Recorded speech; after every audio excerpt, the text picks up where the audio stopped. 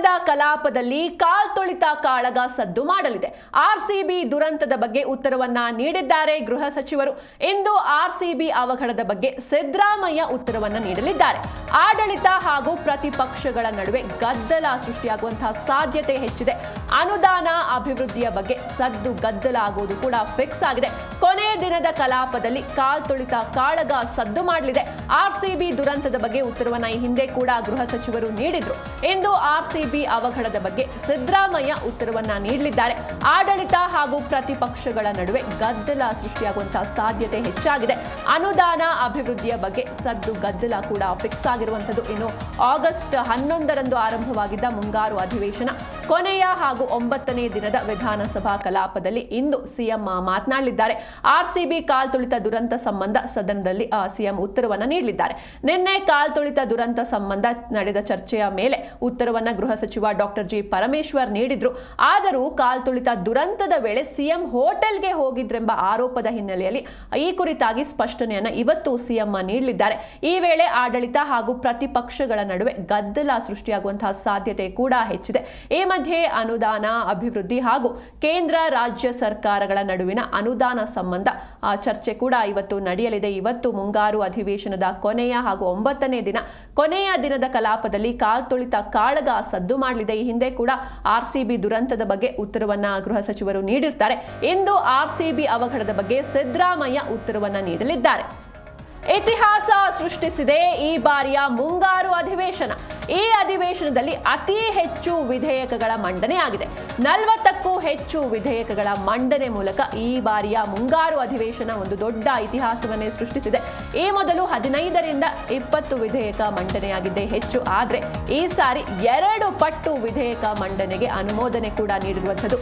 ಇಂದೂ ಕೂಡ 4-5 ವಿಧೇಯಕಗಳ ಪರ್ಯಾಲೋಚನೆ ಬಾಕಿ ಇದೆ. ಹೀಗಾಗಿ ಒಂದು ಹೊಸ ಇತಿಹಾಸವನ್ನೇ ಸೃಷ್ಟಿಸಿದೆ ಈ ಬಾರಿಯ ಮುಂಗಾರು ಅಧಿವೇಶನ. ಈ ಅಧಿವೇಶನದಲ್ಲಿ ಅತಿ ಹೆಚ್ಚು ವಿಧೇಯಕಗಳ ಮಂಡನೆ ಆಗಿದೆ. 40ಕ್ಕೂ ಹೆಚ್ಚು ವಿಧೇಯಕಗಳ ಮಂಡನೆ ಮೂಲಕ ಹೊಸ ಇತಿಹಾಸವನ್ನ ಬರೆದಿದೆ.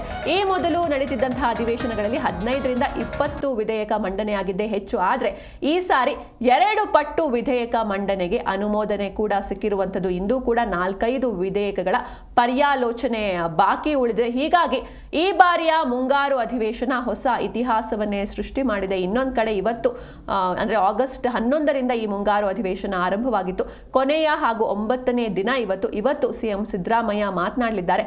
ಆರ್ಸಿಬಿ ಕಾಲ್ತುಳಿತ ದುರಂತ ಸಂಬಂಧ ಸದನದಲ್ಲಿ ಇವತ್ತು ಸಿಎಂ ಇವರು ಎಲ್ಲ ಆರೋಪಕ್ಕೂ ಪ್ರಶ್ನೆಗಳಿಗೂ ಉತ್ತರವನ್ನ ನೀಡಲಿದ್ದಾರೆ. ನಿನ್ನೆ ಕಾಲ್ತುಳಿತ ದುರಂತ ಸಂಬಂಧ ಚರ್ಚೆಯ ಮೇಲೆ ಉತ್ತರವನ್ನ ನೀಡಿದ್ರು ಗೃಹ ಸಚಿವ ಡಾಕ್ಟರ್ ಜಿ ಪರಮೇಶ್ವರ್. ಆದರೂ ಕಾಲ್ತುಳಿತ ದುರಂತದ ವೇಳೆ ಸಿಎಂ ಹೋಟೆಲ್ಗೆ ಹೋಗಿದ್ರು ಎನ್ನುವಂತಹ ಆರೋಪ ಕೇಳಿ ಬರ್ತಾ ಇರುವಂತಹ ಹಿನ್ನೆಲೆಯಲ್ಲಿ ಈ ಕುರಿತಾಗಿ ಸ್ಪಷ್ಟನೆಯನ್ನ ಇವತ್ತು ಸದನಕ್ಕೆ ನೀಡಲಿದ್ದಾರೆ ಸಿಎಂ. ಈ ವೇಳೆ ಆಡಳಿತ ಹಾಗೂ ಪ್ರತಿಪಕ್ಷಗಳ ನಡುವೆ ಗದ್ದಲ ಸೃಷ್ಟಿಯಾಗುವಂತಹ ಸಾಧ್ಯತೆ ಕೂಡ ಹೆಚ್ಚಿದೆ. ಈ ಮಧ್ಯೆ ಅನುದಾನ ಅಭಿವೃದ್ಧಿ ಹಾಗೂ ಕೇಂದ್ರ ರಾಜ್ಯ ಸರ್ಕಾರಗಳ ನಡುವಿನ ಅನುದಾನ ಸಂಬಂಧ ತೀವ್ರವಾದಂತಹ ಚರ್ಚೆಯಾಗುವಂತಹ ಸಾಧ್ಯತೆ ಇದೆ. ಈ ಬಗ್ಗೆ ಹೆಚ್ಚಿನ ಮಾಹಿತಿಯನ್ನು ನೀಡ್ತಾರೆ ನಮ್ಮ ಪ್ರತಿನಿಧಿ ರಾಚಪ್ಪ ಸುತ್ತೂರು. ರಾಚಪ್ಪ, ಇವತ್ತು ಕೊನೆ ದಿನ.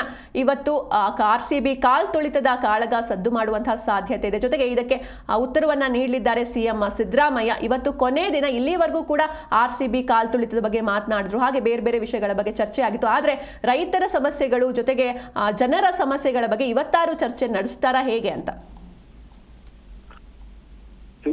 ಮುಖ್ಯಮಂತ್ರಿ ಸಿದ್ದರಾಮಯ್ಯನವರು ತಮ್ಮ ಆರ್ಸಿಬಿ ಕಾಲ್ತುಳಿತ ಪ್ರಕರಣ ಸಂಬಂಧಪಟ್ಟಂತೆ ನಿಲುವಳಿ ಸೂಚನೆ 69ಕ್ಕೆ ಇಂದು ಉತ್ತರವನ್ನು ಕೊಡ್ತಾರೆ. ನಿನ್ನೆ ಗೃಹ ಸಚಿವ ಪರಮೇಶ್ವರ್ ಅವರು ಸದನದಲ್ಲಿ ಉತ್ತರವನ್ನು ಕೊಟ್ಟಿದ್ದು.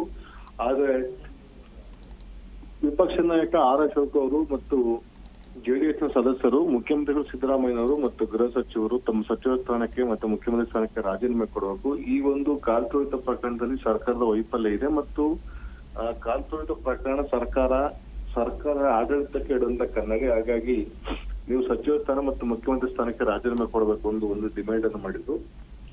ಜೊತೆಗೆ ಈ ಒಂದು ಆರ್ಸಿಬಿ ಕಾಲ್ತುಳಿತದಲ್ಲಿ ಯಾರೆಲ್ಲ ಮೃತಪಟ್ಟಿದ್ದಾರೆ ಆ ಮೃತಪಟ್ಟ ಕುಟುಂಬಗಳಿಗೆ ನೀವು ಸಾಂತ್ವನ ರೂಪದಲ್ಲಿ ಪರಿಹಾರವನ್ನು ಹೆಚ್ಚಳ ಮಾಡಬೇಕು ಅನ್ನೋದು. ಮೂರನೇದಾಗಿ ಇಡೀ ಒಂದು ಆರ್ಸಿಬಿ ಘಟನೆಯ ವೈಫಲ್ಯವನ್ನ ಸರ್ಕಾರ ಹೊತ್ಕೊಂಡು ರಾಜ್ಯದ ಜನತೆಯ ಕ್ಷಮೆಯನ್ನ ಕೋರ್ಬೇಕು ಅಂತ ಡಿಮ್ಯಾಂಡ್ ಅನ್ನ ನಿನ್ನೆ ಆರ್ ಅಶೋಕ್ ಅವರು ಈ ಹಿಂದೆನೂ ಸಹ ಮಾಡಿದ್ರು, ಮತ್ತೆ ನಿನ್ನೆ ಮತ್ತೊಮ್ಮೆ ಮಾಡುವಂತ ಕೆಲಸವನ್ನು ಮಾಡಿದ್ರು. ಹೀಗಾಗಿ ಮುಖ್ಯಮಂತ್ರಿಗಳು ಸದನಕ್ಕೆ ವಿಧಾನ ಪರಿಷತ್ನ ಕಲಾಪಕ್ಕೆ ಭಾಗವಹಿಸಿದ ಮುಖ್ಯಮಂತ್ರಿಗಳು ನಂತರ ವಿಧಾನಸಭೆಗೆ ಆಗಮಿಸಿ ಅವರು ನಾಳೆ ನಾನು ಉತ್ತರವನ್ನ ಕೊಡ್ತೇನೆ, ನೀವು ಮಾಡುವಂತ ಎಲ್ಲ ಆರೋಪಗಳ ಬಗ್ಗೆ ಮಾಹಿತಿ ಪಡ್ಕೊಂಡು ಉತ್ತರವನ್ನು ನೀಡ್ತೇನೆ ಅಂತ ಹೇಳಿದ್ದಾರೆ. ಹಾಗಾಗಿ ಇಂದು ಬೆಳಗ್ಗೆ 10 ಗಂಟೆಗೆ ಕಲಾಪ ಆರಂಭವಾಗುವ ಸಂದರ್ಭದಲ್ಲಿ ಮುಖ್ಯಮಂತ್ರಿ ಸಿದ್ದರಾಮಯ್ಯವರು ಕಲಾಪದಲ್ಲಿ ಹಾಜರಿದ್ದು RCB ಕಾಲ್ತುಳಿತ ಪ್ರಕರಣದ ಮೇಲೆ ಆಗಿರುವಂತಹ ಚರ್ಚೆ ಮೇಲೆ ಉತ್ತರವನ್ನ ಕೊಡ್ತಾರೆ. ಹಾಗಾಗಿ ಈ ಒಂದು ಪ್ರಕರಣದಲ್ಲಿ ಈಗಾಗಲೇ ಕೊಟ್ಟಿರುವಂತ ವರದಿ ನ್ಯಾಯಮೂರ್ತಿ ಜಸ್ಟಿಸ್ ಮೈಕಲ್ ಪುನ್ನ ಕೊಟ್ಟಿರುವಂತ ವರದಿ ಇರ್ಬೋದು, ಅದೇ ರೀತಿ ಮ್ಯಾಜಿಸ್ಟ್ರೇಟ್ ಕೊಟ್ಟಿರುವಂತ ವರದಿ ಆಧಾರವಾಗಿ ಇಟ್ಕೊಂಡು ಉತ್ತರವನ್ನ ಕೊಡುವಂತ ಸಾಧ್ಯತೆ ಇದೆ. ಯಾಕಂದ್ರೆ ಇನ್ನೂ ಸಹ ಹೈಕೋರ್ಟ್ ನಲ್ಲಿ ವಿಚಾರಣೆ ಬಾಕಿ ಇದೆ. ಹೀಗಾಗಿ ಇದ್ರ ಮೇಲೆ ಹೆಚ್ಚಿನ ಡೀಟೇಲ್ಸ್ ಅನ್ನು ನೀಡುವಂತ ಸಾಧ್ಯತೆ ಬಹುತೇಕ ಕಡಿಮೆ. ಇನ್ನು ಉಳಿದಂತೆ ಶಾಸಕರಿಗೆ ಅನುದಾನ ಕೊರತೆ ಸಂಬಂಧಪಟ್ಟಂತೆ ಈಗಾಗಲೇ ಬಿಜೆಪಿ ಮತ್ತು JDS ಶಾಸಕರು ಹಲವಾರು ಶಾಸಕರು ಸದನದಲ್ಲಿ ಮಾತನಾಡಿದ್ದಾರೆ. ಅದ್ರ ಮೇಲೂ ಸಹ ಮುಖ್ಯಮಂತ್ರಿಗಳು ಉತ್ತರವನ್ನು ಕೊಡ್ಬೇಕಾಗತ್ತೆ. ಹೀಗಾಗಿ ಆ ಒಂದು ವಿಷಯವನ್ನು ಸಹ ಪ್ರಮುಖವಾಗಿ ಮುಖ್ಯಮಂತ್ರಿಗಳು ಉತ್ತರವನ್ನು ಕೊಡ್ತಾರೆ. ಇದಾದ ನಂತರ ಸುಮಾರು ಹಲವಾರು ಬಿಲ್ಗಳು ಬಾಕಿ ಇವೆ. ಆ ಬಿಲ್ಗಳ ಮೇಲೂ ಸಹ ಮುಖ್ಯಮಂತ್ರಿಗಳು ಉತ್ತರವನ್ನು ಕೊಡ್ಬೇಕಾಗತ್ತೆ.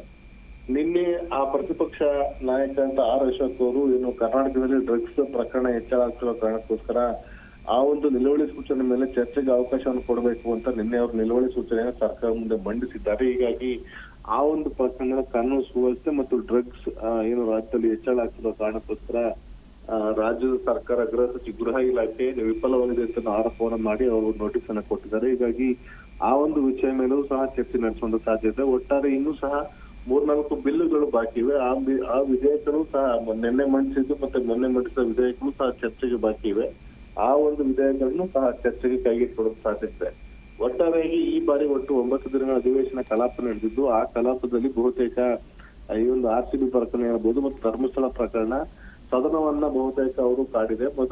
ಮೊದಲ ದಿನದ ನಂತರ ಈ ಒಂದು RCB ವಿಷಯವನ್ನು ಕೈಗೆತ್ತಿಕೊಂಡ್ರು. ಅದಾದ ನಂತರ ಗೊಬ್ಬರ ವಿಷಯವನ್ನ ಕೈಗೆತ್ತಿಕೊಂಡ್ರು. ಆ ಗೊಬ್ಬರ ವಿಷಯದಲ್ಲೂ ಸಹ ಸರ್ಕಾರ ಏನು ಉತ್ತರವನ್ನ ಕೊಡ್ತು. ಪ್ರತಿಪಕ್ಷಗಳು ಅದರ ಮೇಲೆ ಅಂತಹ ಮಹತ್ವದ ವಿಷಯಗಳನ್ನ ಗಂಭೀರವಾಗಿ ಚರ್ಚಿಸುವಂತ ಪ್ರಯತ್ನವನ್ನು ಮಾಡಿಲ್ಲ. ಆದ್ರೆ ಅವರ ಸಂಪೂರ್ಣ ಗಮನ ಇದ್ದಂಥದ್ದು ಧರ್ಮಸ್ಥಳ ಪ್ರಕರಣ. ಹಾಗಾಗಿ ಅತಿ ಹೆಚ್ಚು ಕಾನ್ಸಂಟ್ರೇಷನ್ ನ ವಿಪಕ್ಷಗಳು ಧರ್ಮಸ್ಥಳ ಪ್ರಕರಣ ಮಾಡಿದ್ರು. ಅದು ರಾಜಕೀಯ ಲಾಭಕ್ಕೋಸ್ಕರ ಸಹ ಮಾಡಿದ್ರು. ಹೀಗಾಗಿ ಬಹುತೇಕ ಈ ಒಂದು ಕಲಾಪಗಳು ಮತ್ತು ಚರ್ಚೆ ಅದಕ್ಕೆ ಕೇಂದ್ರೀಕೃತವಾಗುವಂತೆ ಮಾಡಿತ್ತು.